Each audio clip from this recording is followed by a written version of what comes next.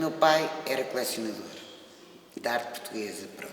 Já vivíamos um bocado num mundo um bocadinho fechado, que era o cinema, artes plásticas, arquitetura, pronto. E portanto eu desde muito miúda sempre contactei com este género de pessoas. E portanto havia uma espécie, juntávamos, víamos filmes, lembro-me perfeitamente de ter visto no Cado do Amaral, em casa do Cado do Amaral, o Coração de Pontenquim, portanto eu tinha pai 5 anos. Há uma relação muito próxima com a cultura. E daí, portanto, este meu interesse, ou seja, vivi um bocadinho nesse mundo. Depois, uma pessoa começa a crescer, afasta-se um bocado dos pais, aí há imensas exposições no CNI, na Sociedade Nacional de Belas Artes havia uns ciclos de cinema, havia também uns ciclos de cinema no São Luís e no Império e em Alvalade, que vocês já nem sabiam se calhar que havia lá um cinema. E, portanto, vivi num mundo um bocadinho de cultura, vamos lá.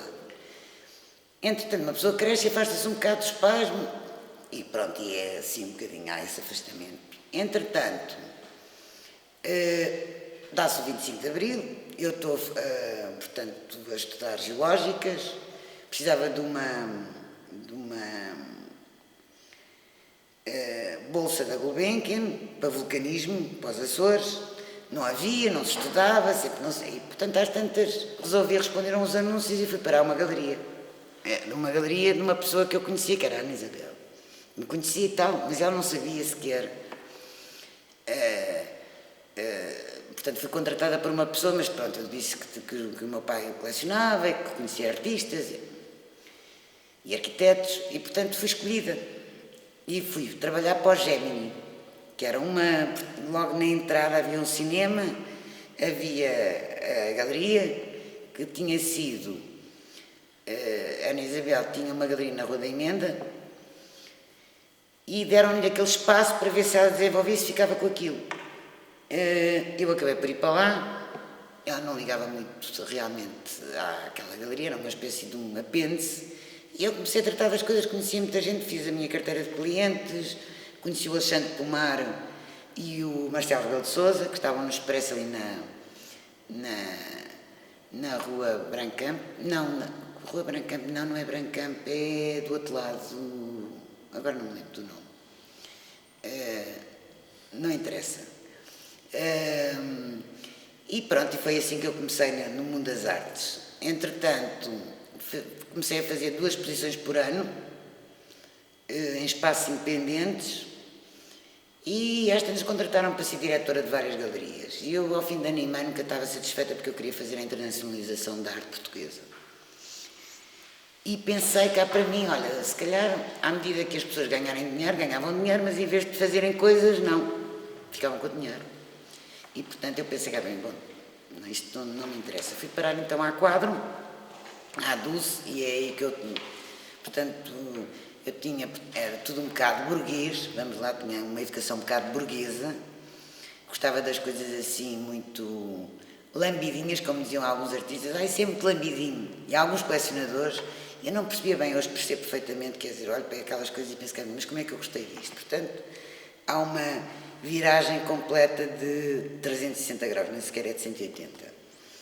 E aprendi imenso com ela, fazia instalações, pronto, fazia imensa coisa.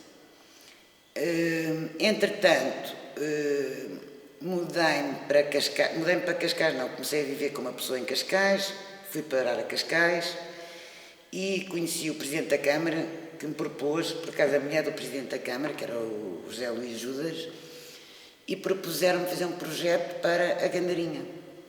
Então estava na Quadra, ia fazer os projetos para a Gandarinha. Ao fim de 2 anos e meio, ou qualquer coisa do género, que era muito complicado trabalhar com uma Câmara, quer dizer, eu não estava na Câmara, fazia projetos, eram aprovados, mas as garantias bancárias, aquilo tudo, quer dizer, eu era obrigada a fazer garantias bancárias depois de já estar tudo feito. A garantia bancária, a ideia é exatamente, se eu não fizesse a coisa, eles iam buscar a garantia bancária, mas não, aquilo fazia-se, eu ainda tinha que pagar a garantia bancária.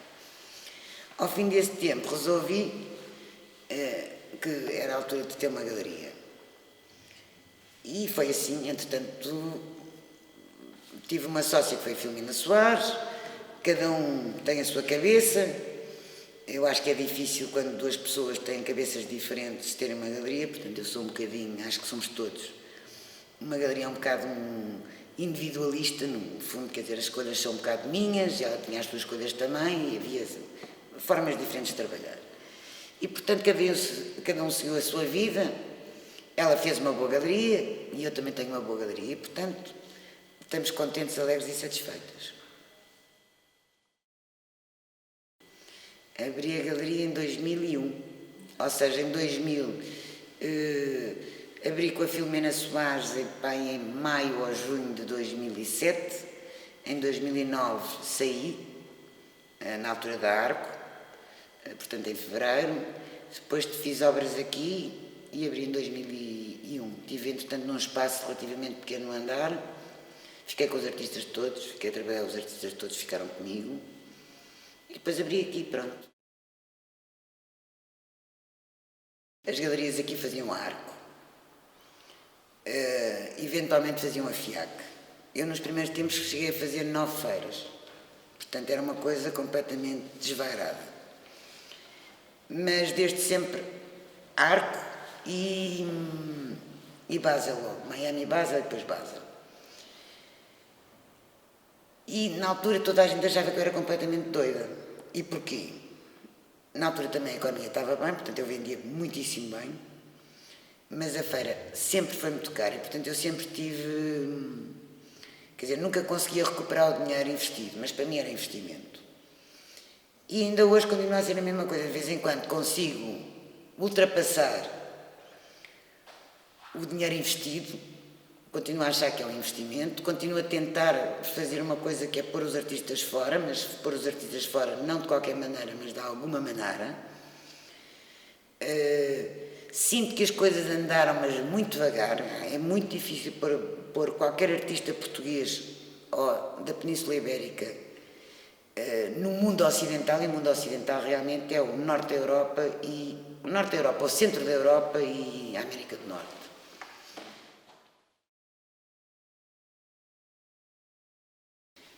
Eu tinha artistas com quem queria trabalhar, portanto o Laurence Wiener era o meu ídolo desde há muitos anos e portanto tive essa oportunidade, inclusivamente quando o Julião veio trabalhar comigo fez-me a pergunta logo ao princípio o que é que eu precisava e eu disse, olha, Matt Mullican, porque vi uma exposição em Serralves, já não me lembro há quanto tempo, mas talvez há 22 anos ou 20 anos, ou não sei, e fiquei completamente doida pela exposição feita em Serralves e portanto fiquei marcada, fiquei assim um bocado de boca aberta, quer dizer, ainda é difícil, mas tipo, fiquei estupefacta com a exposição. E, portanto pensei um dia em trabalhar com este artista.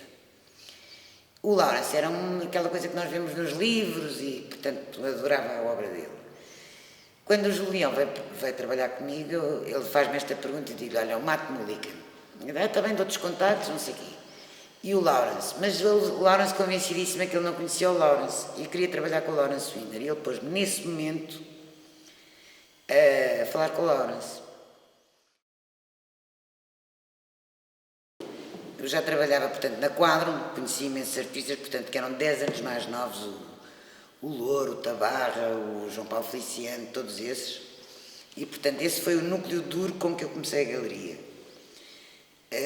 Já tinham sido escolhidos, já estavam a trabalhar comigo portanto, na Cesar, que era eu e a Filomena Soares, e portanto continuaram, e depois entraram outros artistas.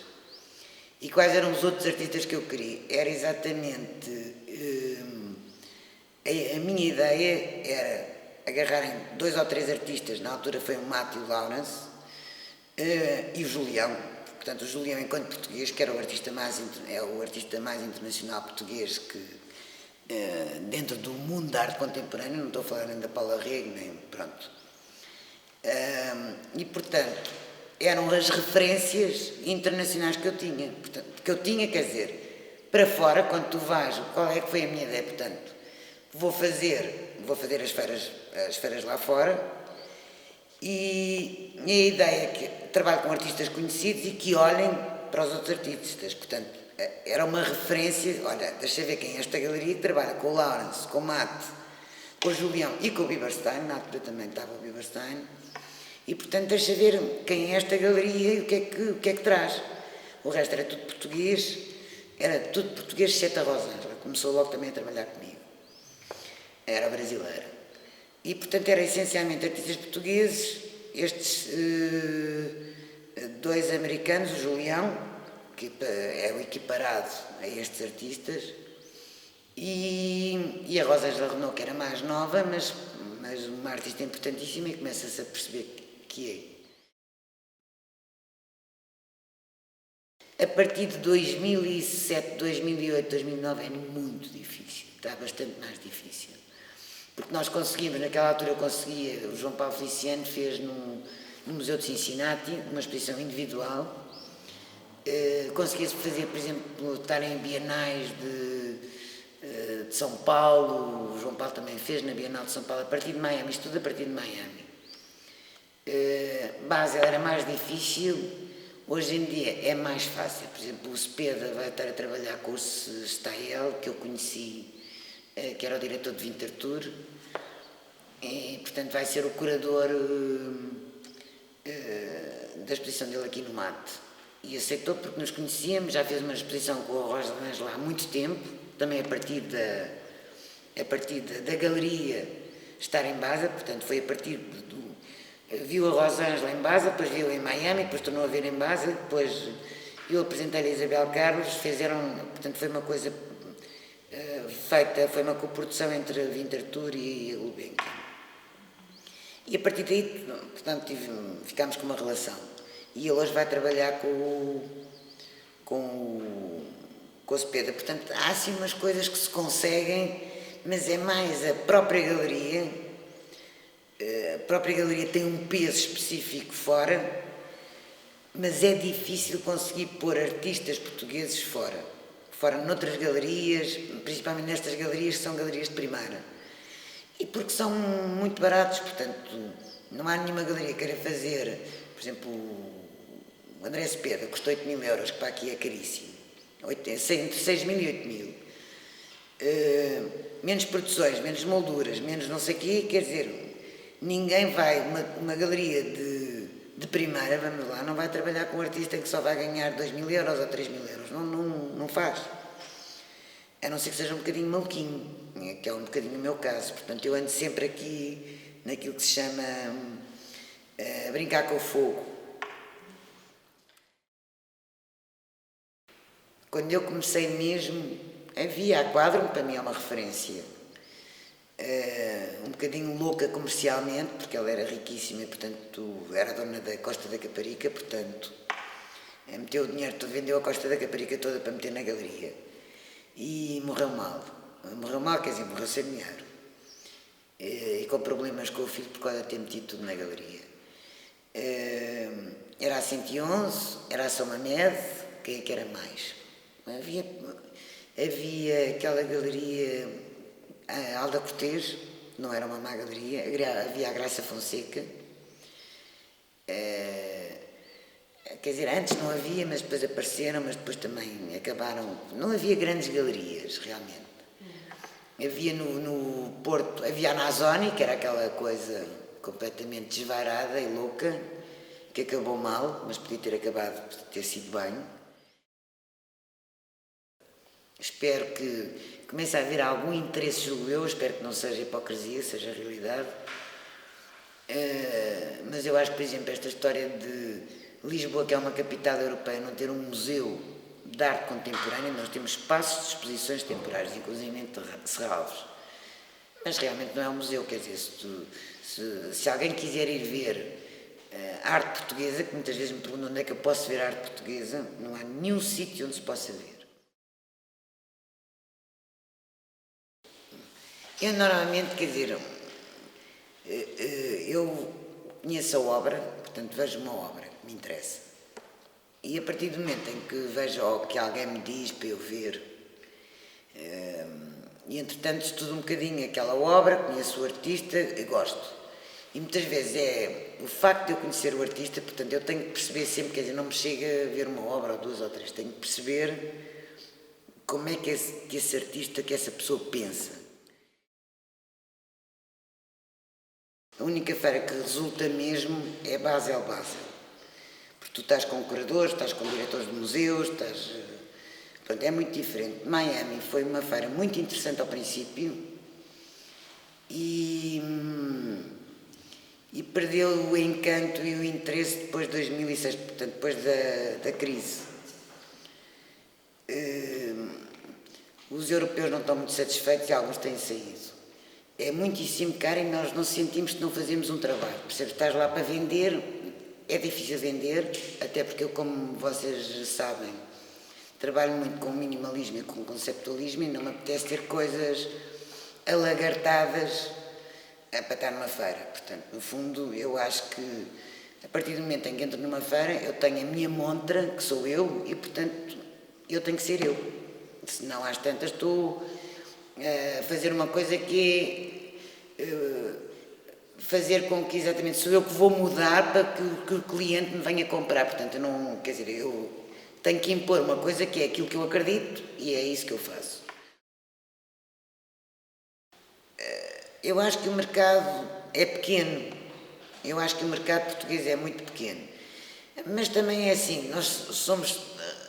É tão mau, quer dizer, já foi melhor do que o que é hoje. Que só pode melhorar, julgo eu, quer dizer, eu sou uma otimista, não é? Não penso em piorar, porque senão acho que fechamos todas as galerias. A associação exatamente tem uma coisa que é defender os direitos dos galeristas. E o que é isso? É exatamente impor-se relativamente às compras, à papelada que nós temos às compras dos museus que não compram, a forma de pagamento que muitas vezes, quer dizer, eu não deixo, mas sei que há colegas meus que Serralves demora 2 anos a pagar, que eu acho absolutamente inacreditável, porque vai uma proposta de aquisição, depois não sei quantos, depois não sei, isto demorava, agora não sei, que eu também já não vendo há bastante tempo, mas lembro-me que foi um Ionami há uns 3 anos que eu vendi e resolvi que não vendia, pronto, e resolveram comprar. Acho isto absolutamente inacreditável. E outras coisas do género, por exemplo, também não consigo perceber como, quer dizer, um CCB que é uma coisa enorme, não faz exposições, te dá espaços que estão mortos completamente. Como é que o Museu do Chiado acho que tem 30 mil ou 50 mil euros para fazer programação e, portanto, eu acho que as galerias a Associação de Galerias tem que exatamente tomar atitudes perante saber a quem é que foram feitas as aquisições, o que é que fizeram, por exemplo, esta história também de comprarem muitas obras, que eu sei que isto acontece em segundo mercado, quer dizer, acho absolutamente inacreditável, não sei quando as galerias não têm, portanto, há uma coisa que se chama, que as galerias têm que ser ajudadas, já que nós não temos apoios para feiras, não temos apoios para nada. Inclusivamente, por exemplo, a Caixa Geral de Depósitos e outros sítios onde artistas fazem exposições, muitas vezes vão ter com os nossos colecionadores, portanto, os colecionadores da galeria, para conseguirem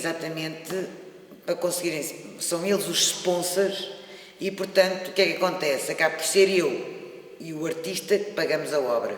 Ainda bem que existe esse colecionador que paga e que permite com que o artista faça uma nova obra.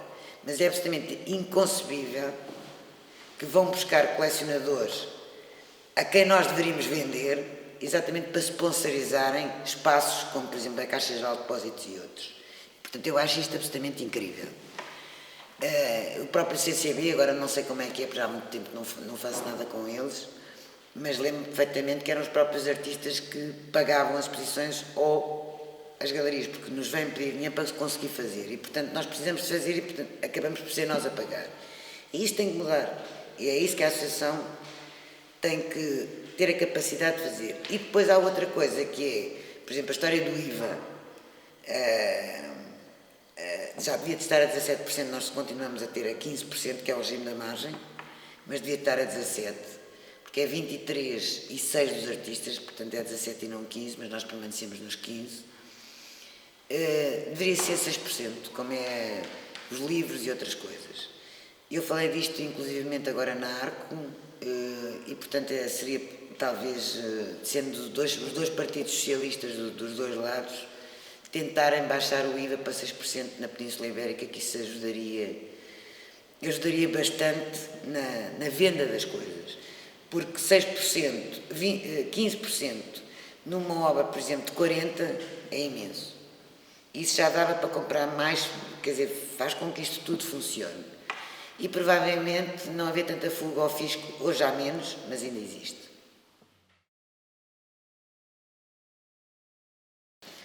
Eu, quando abri aqui a galeria, pronto, e meti estes Lawrence e esta coisa toda, senti-me aqueles ratos que andam naquelas como é que se chama aquelas coisas redondas assim, os hamsters, que andam naquelas rodas, e pensei que então às tantas uma pessoa tem medo. E eu, quer dizer, é normal que sempre que tu avanças para uma coisa, assim, pelo menos eu tenho, penso um bocado, sou responsável e portanto há um bocado de medo. Mas depois pensei, não, agora meti-me nisto, tenho que andar, porque senão, quer dizer, se eu paro isto, sou disparada, então só me via o hamster ali naquela coisa, pronto, a roda, comecei a controlar a roda, mas ao princípio não podes parar, porque senão és disparado completamente. E portanto eu acho que o Lawrence costuma-me chamar, diz que eu sou uma aventureira, e se calhar sou, porque sou um bocado... Eu acho que uma pessoa tem que fazer coisas, tem que avançar correndo alguns riscos, porque senão não sai do mesmo sítio. Portanto, tem sido esta a minha vida. E o futuro é assim, é andar para a frente e acreditar. Eu tenho uma coisa boa, sou otimista e acredito naquilo que faço. E acredito na arte, acredito nos artistas e acredito nas pessoas, que eu acho que isso é que é essencial.